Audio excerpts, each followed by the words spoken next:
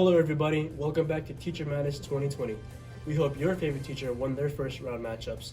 Let's find out together as I review the Final Four. Alright, here's this year's Final Four. In the senior high region, we'll have Mr. Deno versus Mr. Duggins. And in the junior high region, we'll have Mr. Cornelius versus Mr. V. Now let's hear from Mr. Deno, the man who won the closest nail biter in Teacher Madness history. I'm here with the winner, Mr. Deno, and he's going to tell us about how his week went. So it was a very close match. He won by 19 votes. Were you nervous at all? The first couple days, I was not nervous. I believed in G-Pot's picks. I really thought he was going to have a perfect bracket. But when it came up to Wednesday and Thursday, I was getting pretty nervous. Newkirk started to campaign a little bit and came back. And I was nervous for sure the last couple days. All right. And are you going to celebrate at all this week? No, I'm going to stay humble. I'm going to get ready for Duggins. I know he's a fierce competitor, so we got to come in and win week 2. All right. Thank you, Mr. Deno. Now let's take it over to Grant for the Final Four analysis. Let me start out by mentioning Mr. Newkirk here.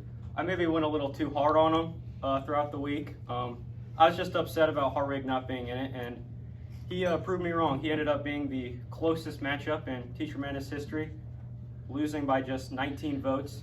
But he thought he was going to pull off the biggest comeback in Teacher Madness history. Hartwig still holds that title. You're no Hartwig. All right, now let's get to the matchup. Number 1, Deno versus number 2, Duggins. Deno is battle tested now, but Duggins has the tournament experience. He got his first matchup. He got his first W last week after he lost to, of course, Mr. Hartwig last year.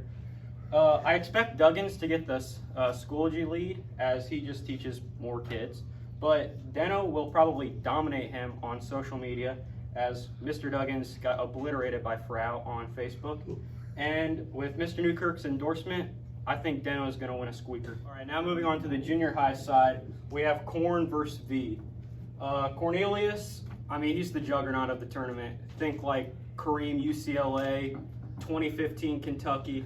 But if you remember, 2015 Kentucky didn't win. Mr. V, if anyone in this tournament is going to beat him, it'll probably be V.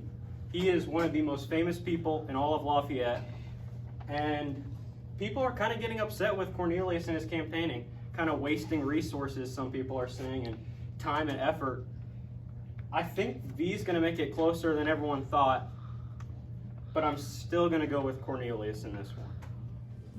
Thank you for voting, everyone. And voting for the Final Four will begin on Monday next week. And as an update to all of you, 22% of the brackets remain perfect.